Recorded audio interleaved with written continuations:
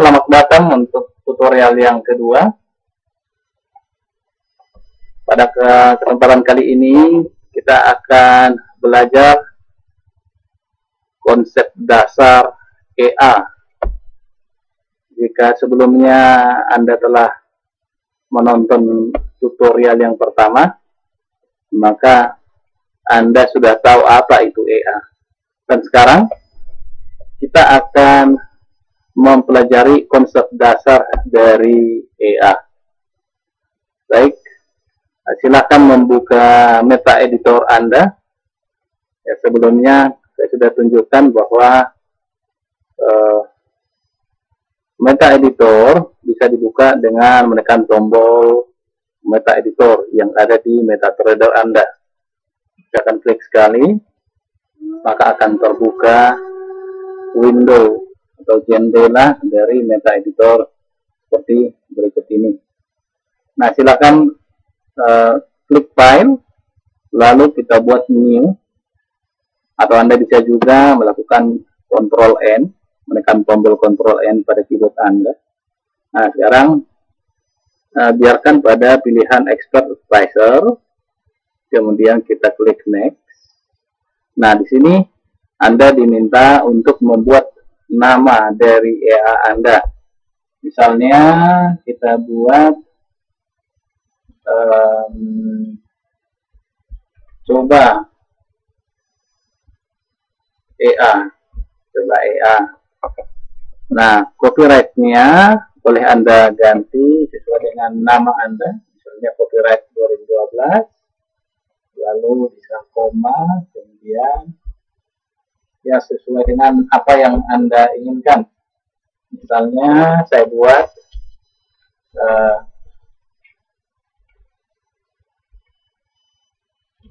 sesuai dengan nama saya, so ya tentunya ini hanya nama samaran saja.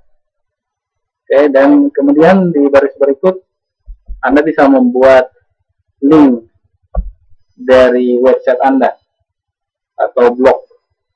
Ya, kalau dikosongkan juga tidak apa-apa, tapi sekarang saya coba buat alamat dari Facebook saya, facebook.com, kemudian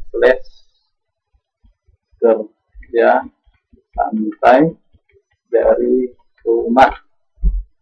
Ya, teman-teman bisa menambahkan saya di jejaring sosial Facebook dengan link kerja santai dari rumah, karena saya ingin kerja santai dari rumah, dan begitulah yang saya lakukan sekarang. Ya, oke, kita lanjutkan dengan finish. Oke, finish. Dan sekarang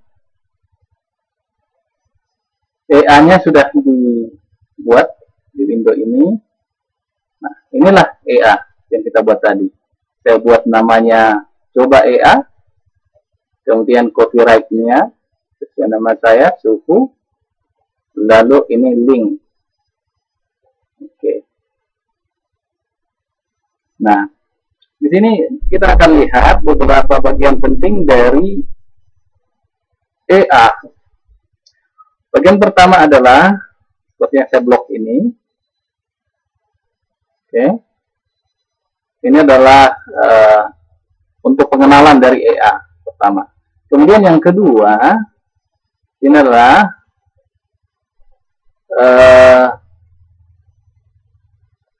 ini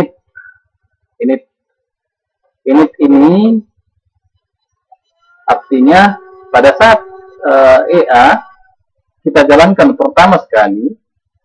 Nah, pada saat kita jalankan EA pertama sekali, nah, seperti sebelumnya kita tunjukkan. Nah, misalnya ini saya seret ke sini, ya, lalu EA aktif, kemudian OK.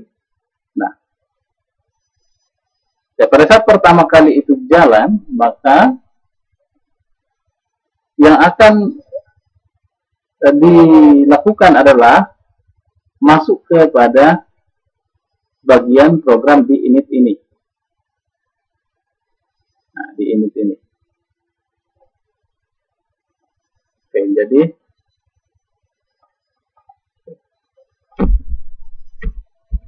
saya buat keterangan. Nah, untuk membuat keterangan bisa dengan garis miring 2 kali, kita bisa menambahkan keterangan. Pada saat pertama kali EA dijalankan, maka script atau kode di bagian ini akan dieksekusi. Oke. Nah, ini bisa kosong, init ini bisa kosong dan bisa diisi. Dan pada tutorial berikutnya saya akan jelaskan apa yang akan diisi di sini sebaiknya dan mengapa dikosongkan dan apa yang tidak perlu diisi. Oke, kita lanjut. Kemudian kalau saya enter di sini tidak ada masalah. Tidak ada masalah, kita bisa enter di sini. Oke, untuk membuat rapi saja. Lalu ini juga misalnya kita blok lalu kita hapus, tidak ada masalah. Oke, tapi supaya lebih kelihatan bagus, lalu ada tempat untuk sebuah keterangan, ya, kita biarkan tetap. Kalau kita ganti keterangannya, bisa juga kita ganti keterangan. Oke. Pada bagian yang kedua adalah deinit. Nah, deinit. Nah, deinit ini adalah sebagai kebalikan dari init. Kalau ini tadi pada saat pertama kali EA dijalankan, maka script di bagian init ini dari sini sampai sini itu akan dijalankan. Tetapi kalau deinit adalah pada saat EA pertama kali pada saat EA dimatikan.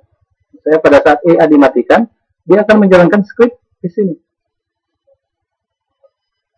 Nah, misalnya pada saat EA dimatikan, nah pada saat saya tekan ini,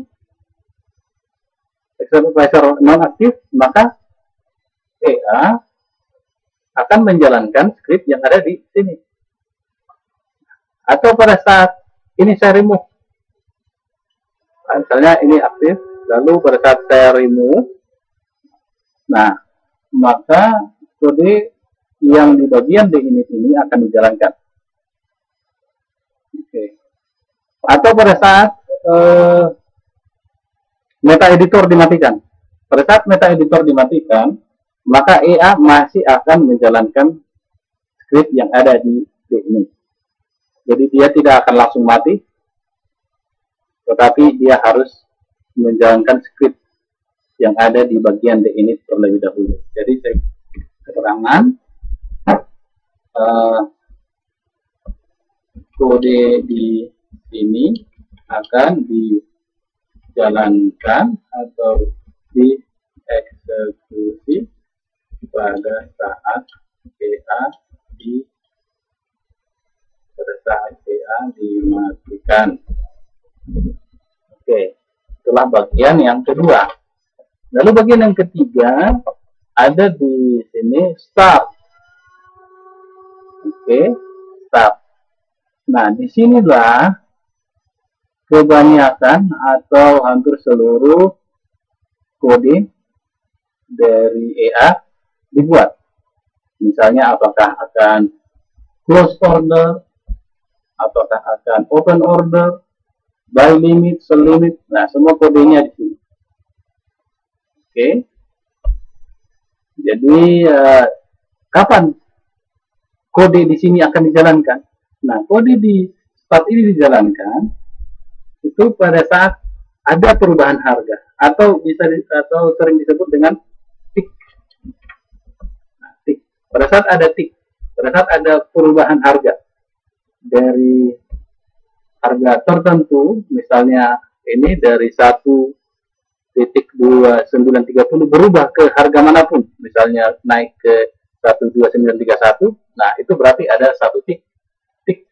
Nah, kalau ada perubahan harga, maka semua kode yang ada di dalam start ini akan dijalankan.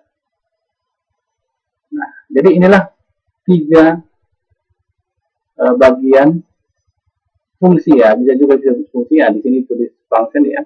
Jadi inilah 3 bagian fungsi yang harus ada di dalam sebuah export advisor. Nah, sementara fungsi-fungsi lain bisa ditambahkan di bagian ini. Fungsi tambahan.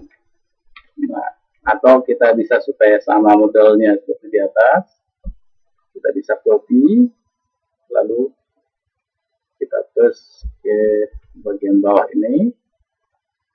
Nah, kita buat ini fungsi tambahan gue. Oke, fungsi tambahan gue bisa dibuat di sini. Nah, kalau fungsi tambahan ini tidak harus di paling bawah, bisa juga di antara di sini, atau bisa juga di antara init dengan dinit, di antara dinit dengan start, ya terserah di mana saja. Tetapi tidak bisa di dalam start. Jadi tidak bisa fungsi di dalam fungsi ini. Fungsi di dalam dinit tidak bisa, fungsi dalam ini tidak bisa. Jadi dia terpisah. Nah, apa itu fungsi? Di tutorial berikutnya saya akan jelaskan kemudian mengenai fungsi, bagaimana penggunaannya, dan bagaimana cara membuatnya. Jadi pada tutorial kali ini, inilah pemahaman dasar, ya, konsep dasar dari EA. Konsep dasar dari EA. Jadi ada 3 bagian penting yang harus ada di dalam EA. Nah, silakan simpan dengan Ctrl S, save, atau bisa menekan di sini juga save. Oke. Nah, ketika kita membuat suatu kode di dalam EA ini, di bagian manapun, kita harus mencek apakah ada kesalahan atau tidak dengan cara compile. Ketika kita klik compile, di bagian bawah akan kelihatan compiling, dan null error dan null warning. Jadi tidak ada masalah. Nanti pada saat ada masalah, meta editor akan menunjukkan berapa banyak error dan berapa banyak warning, dan akan ada daftarnya di sini. Jadi cukup mudah untuk membuat EA. Nah, pada tutorial berikutnya kita akan mencoba membuat EA yang pertama. Dan pada tutorial kali ini cukup sekian dulu. Selamat belajar. Sampai jumpa di tutorial berikutnya.